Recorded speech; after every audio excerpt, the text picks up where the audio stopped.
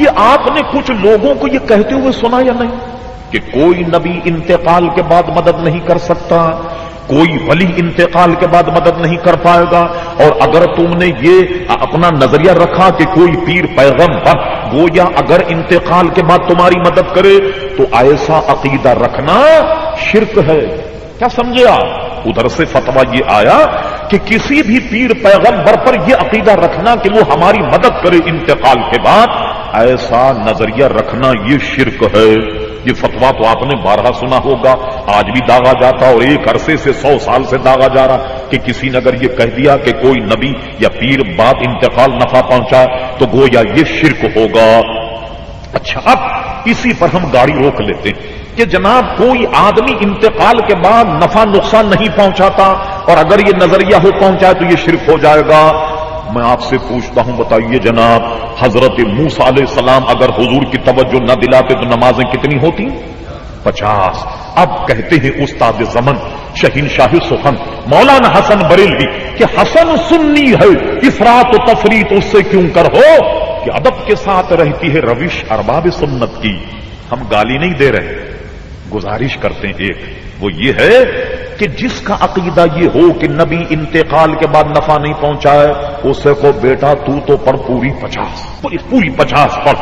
اور ہمارا چونکہ عقیدہ یہ ہے کہ نبی بعد انتقال نفع پہنچاتا، ہم تو پڑھیں گے 5، اس لیے کہ ہمارا چونکہ عقیدہ اور تمہارا عقیدہ ہے کہ نبی نفع نہیں پہنچاتا. اور میں تو کہتا ہوں اس عقیدے پہ عمل ہو جائے، قسم خدا کہ مسئلہ حل ہو جائے. ایک آدمی چلا نیو کراچی سے فیڈل بی ایریا پہنچا تو نماز کا وقت گھنٹے ہیں 24، نمازیں ہو گئی 50.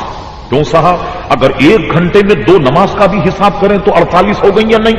2 اور بچ گئیں. چلیے ہم اوسط لگاتے ہیں اس کا کہ ایک نماز کا وقت جو ہے 25 منٹ. اور رش ہو کراچی کا، نیو کراچی سے چلا تو نہ ہوگا کام یوں ہوگا پھر کہ جناب سین یہ ہوگا کہ ایک بغل میں وضو کا لوٹا، ایک بغل میں مصلی، اور بھائی گاڑی روکو بھائی فیڈل بیریا، نماز کا وقت ہو گیا.